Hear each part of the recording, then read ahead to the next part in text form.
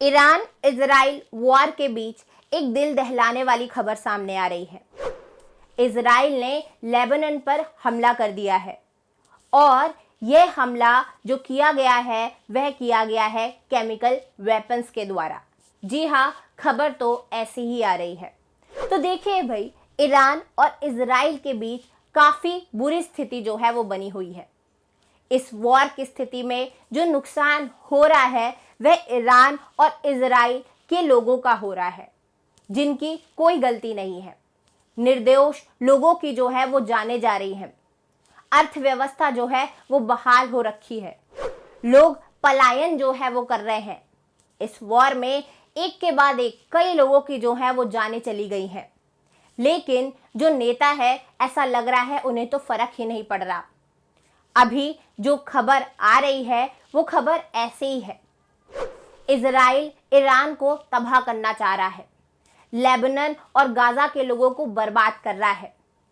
Iran के द्वारा Lebanon पर हमला किया गया है और इस हमले में इजराइल ने डिप्लीटेड यूरेनियम का जो है वो इस्तेमाल किया है। डिप्लीटेड यूरेनियम क्या है, इसके बारे में भी जो है वो मैं आपको आगे बताऊंगी। तो देखिए भाई, हुआ क्या है कि जो ये इजराइल के द्वारा हमला किया गया है लेबनान बैरूत पर, इस हमले में रेडियो एक्टिव सब्सटेंस का जो है वो इस्तेमाल किया गया है और वही है डिप्लीटेड यूरेनियम। बताया जा रहा है कि जिससे हमला जो है वो किया गया है, उस हथियार में हमले के बाद जो कण है वो जब लोगों की सांसों में जाएंगे तो वह उनकी पीढ़ियां जो है वो बर्बाद कर देंगे। इस हमले में लोगों की जानें तो गई हैं, लेकिन जो आने वाली पीढ़ी है वो भी जो है वो बर्बाद हो जाएगी। अब मैं आपको ये बताती हूँ कि डिप्लीटेड यूरेनियम जो है वो क्या होता है।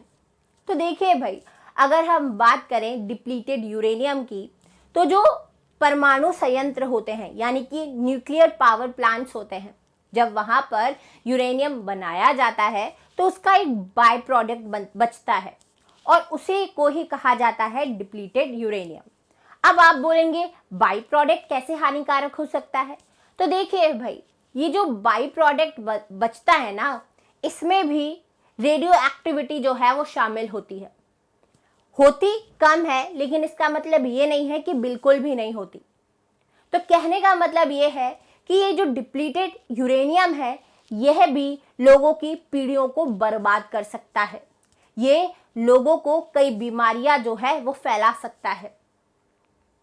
अब अगर हम बात करें इस डिप्लीटेड यूरेनियम की, तो क्या इसका इस्तेमाल करना अलाउ है? तो देखिए भाई, ये जो डिप्लीटेड यूरेनियम है ना, इसका हथियारों में इस्तेमाल करना बैन है, लेकिन फिर भी इजराइल के द्वारा इसका इस्तेमाल जो है वो किया गया है।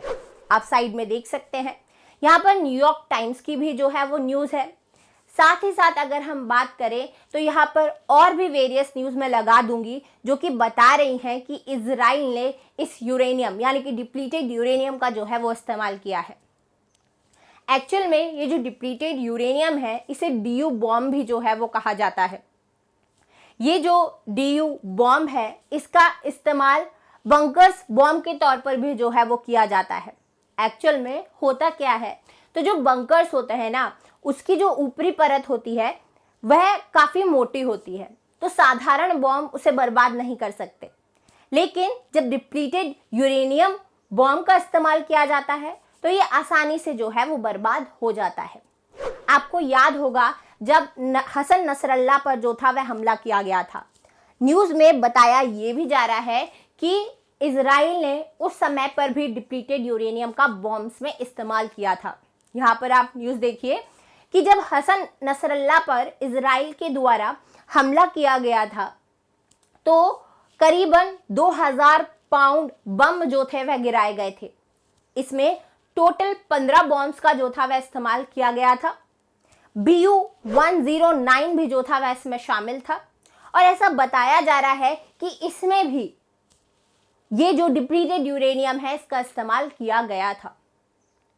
अगर मैं बात करूं इस BU-109 की, तो अमेरिका द्वारा निर्मित जो है ये बॉम्ब है। अब यहाँ पर जो आप देख रहे हैं ये बीबीसी संवाददाता की जो है वो रिपोर्ट है। इनके द्वारा ये बताया जा रहा है कि जो ईरान और इजराइल के बीच वॉर चल रही है, इसमें निर्दोष लोगों का कितना नुकसान हो रहा है। कई निर्दोष लोगों की जो है वो जानें जा चुकी हैं, लोग पलायन जो है वो कर रहे हैं। इनके द्वारा ये भी बताया जा रहा है कि ये जो वॉर है इसके तहत इजराइल का भी काफ़ी नुकसान जो है वो हो रहा है। बेंजामिन नेतन्याहू जो है वो इस पर बिल्कुल ध्यान नहीं दे रहे हैं, उनको तो बस वॉर की जो है वो पड़ी है। अर्थव्यवस्था जो है वो बर्बाद हो चुकी है। तो कहने का मतलब ये है कि इस वॉर के बीच ईरान और इजराइल दोनों का ही जो है वो नुकसान हो रहा है। अब बात करते हैं कि जो अंतर्राष्ट्रीय देश है जो कि काफ़ी स्ट्रांग माने जाते हैं, जैसे रशिया हो गया, अमेरिका हो गया, ये लोग तो खुद वॉर में ऐसा लग रहा है उतरना चाह रहे हैं। अगर हम बात करें रशिया की, तो अभी एक न्यूज़ आ रही थी कि पुतिन जो है वो ईरान का साथ देने वाले हैं। इसकी योजना जो है वो बना रहे हैं और बहुत ही जल्द अनाउंसमेंट जो है वो करने वाले हैं। अगर हम बात करें डोनाल्ड ट्रंप की, तो उनके द्वारा दिया गया एक बयान तो आपको याद ही होगा। उन्होंने कहा है कि भाई ईरान के जो परमाणु ठिकाने हैं उसे इजराइल जो है वो ख़त्म कर दे। तो आप सोचिए ये किस तरीके का बयान हुआ। मैं कभी भी केमिकल वेपन्स के द्वारा जो वॉर की जाती है उसका समर्थन नहीं करती। मुझे लगता है कि आप लोग भी जो है वो उसका समर्थन नहीं करते होंगे, क्योंकि जो ये केमिकल वेपन्स के थ्रू वॉर होती है ना, ये निर्दोष लोगों की जानें तो लेती है, साथ ही साथ जो आने वाली पीढ़ियां हैं उसको भी बर्बाद कर देती है, क्योंकि इसकी वजह से कई बीमारियां जो हैं वो आने वाली पीढ़ियों को होती हैं। पूरी पीढ़ियां जो हैं वो बर्बाद हो जाती हैं। चेरनोबिल हादसा तो आपको याद ही होगा। तो बस यही थी आज की न्यूज़। अंतर्राष्ट्रीय जो देश है वो इस पर क्यों चुप्पी बांधे हुए हैं, आप क्या सोचते हैं इसके बारे में, वो मुझे कमेंट बॉक्स पे ज़रूर बताएं। मिलते हैं नेक्स्ट वीडियो में। वीडियो अच्छा लगा हो तो लाइक कर देना, चैनल पे नए हो तो सब्सक्राइब कर देना। Thank you so much.